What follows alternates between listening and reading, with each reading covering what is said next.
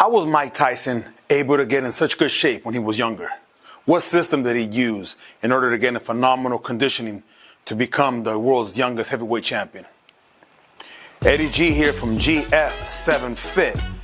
And before we get started with this video, please hit the subscribe button and hit that little bell so you get all the notifications. I am a strength and conditioning coach. So that means I'm going to give you a strength and conditioning perspective on the Willie Bag, right? So this is the Willie Bag. These are the numbers that Mike Tyson used. Other fighters use it too, like Floyd Patterson and cruiserweight champion. I forgot his name, but he's cruiserweight champion under Cus D'Amato, world-renowned boxing trainer. I believe, in my opinion, he's the best trainer ever because he took a boy from Brownsville, Brooklyn, and he made him heavyweight champion. And so I believe you got to give him credit where the credit's due. Cus D'Amato's up there. If not the best, he's up there as the best trainer.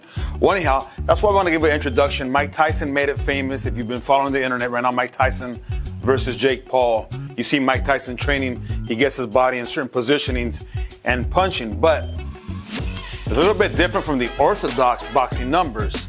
And I have the numbers here, and hopefully you can see them. I made this shirt here because that way you don't got to write on your bag, right? And so we're going to get started. This bag was named after, not the bag, but the actual system, which is the Willie Bag, is named after Willie Pastrana. One of those two is correct. He was a great fighter too in the 60s. And one of Cus D'Amato's fighters was in a fight against him, but he was so fast that he came up with the Willie Bag, implementation, the Willie Bag theory in order to get his fighters quicker and faster. And so he will say like 7-1-1-2-5, and every punch, every number is a punch. So you know the seven is the jab, the thing that starts it all. Usually in regular boxing, the number 1 is the jab, right? But here the 7 is the jab. Now, why did he change the numbers? I believe, and I wasn't there, but it's my educated guess, that he changed the numbers so he could confuse the fighter. Because if you hear 7, like what's a 7? You know, 7 is usually left hook to the liver, right? In traditional boxing. But here the 7 is the jab. So you see how that could throw you off when someone's saying 7-1-1-2. You're like 7. You're getting ready for the hook to the liver, but then he jabs you. Sorry, doesn't uppercut you, but then he jabs you. That'd be the 7. And the 7 is thrown here, chin tucked. Cus D'Amato, the system is like the peekaboo style here, where your chin is tucked. Well, every boxer's chin is tucked, but here, it's then here, and you're able to look up, and you're in this position. So from here, you're gonna jab up, right? From here, you're gonna jab up. And if you took it here from the side view, if I'm here, right, the jab is gonna go there, right? So the jab will go there, right? And if you hear a little noise, that's my beard brushing against the microphone. I have the microphone right here, so if you hear a little that's the beard brushing up against it. Now might happen from time to time, so excuse me for that. But hopefully the audio is real clear. That's why I'm using the lapel mic instead of the boom mic, right? Or the shotgun mic. So here, the 7, again, you're here, you're gonna throw it there, boom. And that is your jab, there, and that's the 7. So somebody says 7 in the Cus D'Amato Willie Bag style, made famous by Mike Tyson. You already know the 7's gonna beat the jab. So somebody says 7, boom, it's gonna beat the jab. 7, jab, 7, jab. But wait. We're not finished. If you notice, Mike Tyson had a great head movement. The Cus D'Amato system, it demands movement after the punch, right? And so after every punch, you have to do a defensive move. So when you jab, you wanna slip your head to the left, and then back to the right, or do some type of defensive move. But most likely this will slip, right? So you would throw the 7, boom, right? And then you will slip off to the side. So you throw the 7, boom, and then slip off to the side. And you stay tucked in. That takes care of the 7. So again, that's the number 7. And then a quick tip here. I am a certified strength and conditioning coach. Usually need at least a bachelor's to sit in and take that test. So it's somebody who has a little bit of I say a good background in what it is, the physiological systems, like your biological system, chemistry, and how cells work and how the body works, and how to get somebody in shape. Well, from a strength and conditioning perspective, what's the Cus D'Amato the Cus D'Amato training system is going to be one of the best systems to get you in shape, to get you conditioned, especially for boxing. But even if you're not looking to box, if you're just looking to shed some extra pounds, you're looking to get your heart in shape. If you learn this system, and I suggest you learn it slowly first, don't try to go fast. If you see Tyson doing, he's an expert, going real fast. Crawl before you walk before you run, right? And jog before you sprint. And that's why you gotta learn the system. And you gotta be slow when you're learning it. Make sure you know the numbers, and then you can write down on the board 7 1 1 2 or 6 1 5 6, and then move side to side, whatever the moves. But we're gonna get to each number. But I wanna go slow in this video. So this video should be about 10 minutes, maybe no longer than 15. So please bear with me. I'm trying to go slow because people have asked me to do this video again. But to slow down, I have a tendency to talk quick because I get excited when I talk about strength and conditioning. And because it's my trade, you know, it's what I'm good at. Like they say, jack of all trades, master of one. This is what I'm master at. Master of kinesiology, exercise science, right? So strength and conditioning. So that's the 7. Now, a 1 is usually in the traditional boxing, the 1 is usually the jab. But in this, the 1, you can see the number here, the 1 is the left hook to the body, right? Left hook, obviously, if you're a righty. If you're a lefty, then it's just switch your hands. So here, there, that's what the hook looks like, right there. So you see the 1 is off to the side. If I was gonna make the shirt again, I'd probably put the 1 off more to the side and try to hit the bag somewhere there, like that, with the hook. You're trying to maintain like a 90-degree angle here, right? So like if you jabbed a 7 and then you went to a 1, it'd be there, boom. So 7, you bring the hand back, right? You slip, remember you're slipping after every punch, Cus D'Amato system. A 7, you're gonna slip off to the side, and then you would come back up, keep this hand high, boom, throw that 1. So if it'd be a 7, and then it'd be a 1. So here it'd be a 7, right? And you're keeping everything tucked in. And then remember you make that move, because for every action, there's opposite equal reaction. He's gonna throw a punch back. You're gonna move to your side, and then you're gonna hit him here. You're trying to hit for like this area for his head. So you will go, boom, that 1. Then after that, you would make a U. So when you throw a straight punch, you can go side to side. If you throw a weaving punch like a hook, I suggest you come back, you make a U. If you notice there, I'm making a U. I'm bobbing and weaving. The bobbing and the weaving makes a U, right? Makes that U. So that's the number 1. Again, if you always got to start with a jab. So if you started with a jab, 7 1, it's 7 slip 1, and then making the U. And then so here you would go 7 slip 1 off to the side and make the U, keeping your hands high, keeping your chin tucked. That's the number 1. Okay? Now the number 2. So if the 1 is the left hook to the face, the 2 is a right hook to the face. So if you notice, I threw the 7, I came back, I threw the 1 about right here, and then made the U. So the 1 is there, the 2 would be like somewhere there. The 2 is gonna be a little bit higher than the 1. So you're aiming a little bit higher. So I should have put the 2 a little bit higher here. If I make another shirt, I'm gonna make the numbers a little different. First time I made a shirt like this, just to illustrate what is a video, right?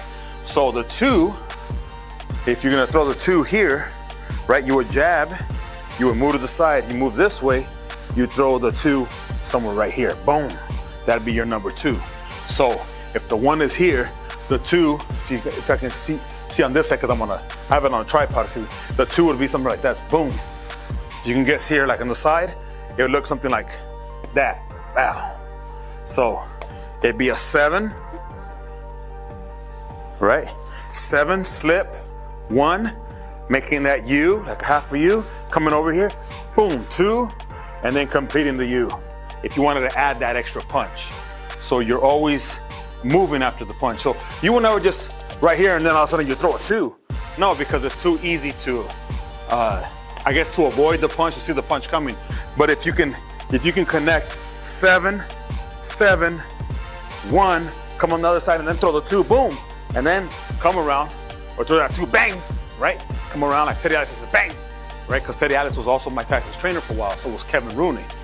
If you could throw that 2 there, that's gonna help you complete that cycle. So you're trying to set up the punch all the time. You're bobbing and you're slipping side to side. You're on your toes. You throw the jab.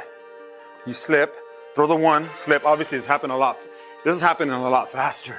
I'm trying to go slow so you can captivate it. 7, 1, making that U. 2, making another U. Side to side. All right, that's the 2. The 2, boom. Right hook. Right hook, boom. 2. Sorry about that. Right hook, boom. 2, the face somewhere up here. So if his guard is high, someone's guard is high, you're trying to get a little bit above the guard, somewhere around the eye, the eyebrow area, okay? So that would be the 2. Now the number 3. Number 3 is the left uppercut. That's why the reason I got this bag, it's an uppercut bag. Usually, traditionally, it's hard to uppercut on a regular bag that's this cylindrical. This one has that shape, kind of like a conga drum, right? And it has this area here where you can get the uppercut in. Well, that's the 3. Remember, Cus D'Amato style, chin is tucked, hands are high, like a peekaboo style right here, right? You're gonna bend your body and then bang, right? So if you threw a jab that's 7, you would slip, you're in perfect position, bang, you throw the 3, right? 7, slip over, bang, throwing the 3. So that will look something like this. Trying to go slow. All right, here we go. 7, boom, slipping right here, and then bang, 3. That's how it happens. It happens quick. So again, 7, slipping off to the left, and bang, and then coming off that number 3. So 7 here, bang, coming over, and then coming off to the other side, making even a little bit of a wider U. So after you throw, always make a defensive move. So that's how simple it is. It's a 3. The way you could set it up, you could do like a 7, slip to the side, and 1, boom, go to the other side, do a 2, boom, go to the other side, you're in a position, boom, 3. Get that 3 in there, right? You set up, it's called punches in bunches. But again, we're going slow in this video. You know what I mean? I got excited. I'm gonna try to always give you more punches because I want you to get in good shape as a strength and conditioning coach. So a strength and conditioning coach, I'm not a bodybuilding coach. You can have a little extra body fat and still perform because athletic conditioning is different than bodybuilding. Bodybuilding, they're like 3 to 8% body fat to be on stage. And strength and conditioning, some guys are 12% body fat, 15, 18. Doesn't really start affecting you till you get over 30%. 30%, those are just real strongmen, powerful guys. Some Olympic lifters, they could be about 15, 18%. So even you notice some boxers, MMA guys, Fedor, Emelianenko, he kind of has the love handles. People call it the dad bod. Doesn't matter, you can perform in your sport. That's what you're trying to be. So you can be really good shape and really strong and have a little extra body fat. Just want to say that. Not all the time, but there's always exceptions. You'll see some people who can still pull that off. All right. Ideally, you want to be in good shape, but being in good shape doesn't mean being in good bodybuilding shape. Not necessarily the guy with a better body will win the match. I just want to say that because sometimes people will be like, well, this guy can't win. And then next you know, he beats the other guy. Oh, and they're clowning on how way he looks. Again, it's not a bodybuilding competition. Just want to throw that out there. All right. So that's the 3. The 4 is the right uppercut. So just like the 3, you want to be here covered. Here, bend, bang, right? The 4, again, you want to bend to that side, right? And you want to bang, really quick. That 4, Mike Tyson used a lot. He would get on his opponent's side, right? And then come up with that 4, boom, right through the guard. You go back and watch Mike Tyson, 86, 87, 88, those fights. He would hit you on the side and then come up with the uppercut. So he would hit you, boom, on the side and then come right up with that uppercut. It's just devastating force to the chin. But again, it's bending the legs, get in that position, right? And then bang, right through the guard. So for some of these guards like this, there's my elbows out here. I'm gonna flare them out just on purpose. And then the punch will come in between the guard. So the guys here on the ropes, you hit them on the side here, and then try to bring that uppercut in between that guard. So that's the number 4. Boom, right here, bang. Number 4 is your right uppercut. And you can set up, you could do 7, slip, 1, make a U, come over, do a 2, and then come down and then do a 4. Bang, right? You're in the position. and then slip off to the left. So all the punches like 7, 1, 2, you're in that position, bang, come over, and then you could do a 3, bang, and then come over, and then go back to the 7, and then bob and weave, and then keep attacking. That's why the system is so good. You're always in attack mode, but you're also in defensive mode. You put your body in a defensive position so you can be offensive. Defensive to be offensive. Defensive, offensive. Okay, defensive and offensive almost simultaneously. Like bang, bang, it goes right up to the other. It's just like a blink of an eye. Boom, boom, it happens like that. That's why Tyson was so good. If he's able to do that against Jake Paul, his fight is coming up against Jake Paul. That's gonna be my next video. Can Tyson win? I'm gonna give you a perspective, but not in this video. That'll be for the next one. Okay, so that's the 4.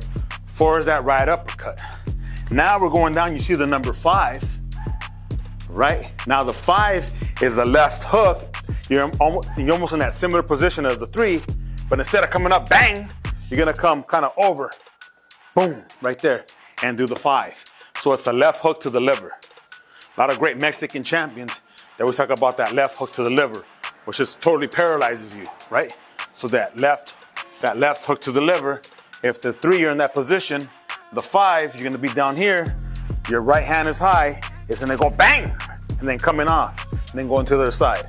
So if you wanted to set up with the 7, right? I'm going slow, 7, chin is tucked, over, because you slipped the punch, you threw a jab at you, you slipped it, and then you went boom to that 5, blah. He'd be right here, you hit him right there, boom, and then come over, right? So it'd be 7, get in that position, 5, boom, right here, right? Bang, and then over. So slow motion here, 7, boom, slipping, and the 5 right there, bang. That's how quick it happens. It's the jab, chin is tucked, over, you see the 5, bang. And it's just quick, it's a bang. You're not sitting there posing. Then after you hit, you move. Slipping. You're making the U. Another thing too, you can use your feet. Since I don't have a cameraman to focus on my feet, but if you wanted to, I'm here, I can slide over. You can hear that, my feet kind of sliding over. I can throw and go this way. Or I can go 1, 2, go this way. You know, obviously I ran into the bag. The bag wouldn't be there if you're boxing somebody. But this is to illustrate. That's the 5, left hook to the liver. So number 6 is your right to the spleen. So it's not a straight punch, it's a little bit of a hook, but it's kind of coming towards that spleen. So the same way, you want to get in position for the 5 and come over, bang. For the 6, you kind of want to get here, and it's kind of more like that, boom, right there. So if the 5's there, bang. The 6 is bang, right there. So, yeah, I did get that bang from Teddy Atlas. I've been a big Teddy Atlas fan for years, so it comes here. You know, if it's something good, why not repeat it? Keep it going. So the 5 is there, bang, you can come over the other side. Right here, the 6 is there. Obviously, I gotta hold the bag and illustrate and talk to you. So my hand would be here. I wouldn't be talking to you, right? And I throw the 6 there, bang, and then move out the way, right? I throw the 6 there, I'm gonna go slow, bang, right? Move out of the way. How I would set it up, I could throw a jab, I can slip, I can make a U here, I'm in position, bang, that 6 to the spleen, and then make another U and make me hit throw 1, bang, right? Punches and bunches. Willie Bag, Cus D'Amato system. Don't forget that, right? So that's the 6. The last one, you see the number 8 right there. Which one is the number 8? Well, if 7 is the jab to the face, it's coming up, boom, bang, right? Bang. Number 8 is the jab to the stomach. But in order to jab the stomach, you gotta put your butt in that position, and you want to jab there. So you want to put your butt in that position and jab there, right? So you're not gonna go like that. You're not gonna be here and punch down. No, you will be here. You would get over there, and then the jab will come out there. So if the 7's here, and if you wanted to slip down, and you want to hit 5, you want to come back over, and if the 8's there, you would hit the jab somewhere like that, dang, right? You would be way over, and then you would jab there. You want to kind of bend your body over so he don't hit you with that right or that hook. You're out of his way, but then you can jab him in the stomach. That's the number 8, right? So again, let's just say you went 7, you come down, you go 5, bang, you come over, right? The 8 is there, you're kind of in position, or you get 6, 6, and then you go this way, and then the 8's there, bang, then you go in the other way, right? You're setting up punches. So the 8 is something like right here. Here and here. Gotta be careful since I'm on a tripod trying not to get out of the camera. So let me get more over here. So this is a 7, that's the jab to the face, right? The 8 is a jab to the stomach, but you wanna be somewhere about that position to do it, all right? Again, there's the famous Willie Bag, the Cus D'Amato. They call it the peekaboo style because you're always like here, you're always like jabbing, moving, like peekaboo, like boom. Now you see me, now you don't. You're moving, your hands are held high, your chin is tucked, you're more in a square stance. You can move side to side, you can move back and forth, you can throw straight punches, you can throw hooks, you can throw body punches. You're back, moving back and forth, bobbing and weaving, throwing your punches, boom, boom, right? Going always back and forth. Every time there's an offensive move, and whatever reason my battery went low, so I replaced it. So like I was saying, for every offensive move, there's a defensive move. So when you throw the jab, you gotta slip. So you would throw the jab there, right? I'm sorry, like I was saying, that's the number 7. The number 8 would be there, right? For every offensive move, there's a defensive move. So even if you throw the jab there, you move.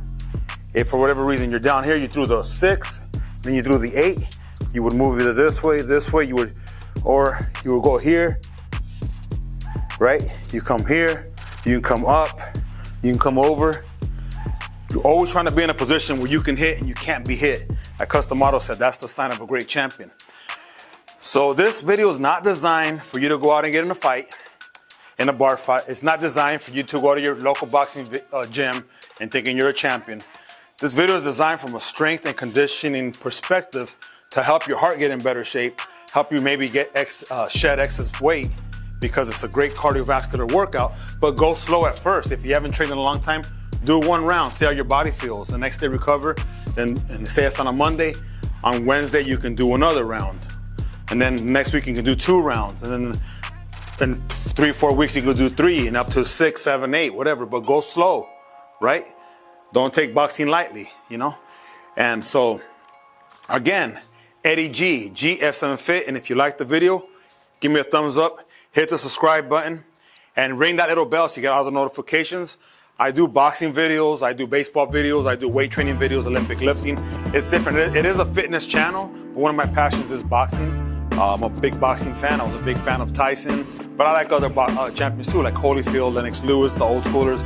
Big shout out to Usyk. Watch my last video I did on Usyk, why he won, why he beat Fury. A lot of the intangible stuff that you have on the inner strength instead of just the exterior talents, right?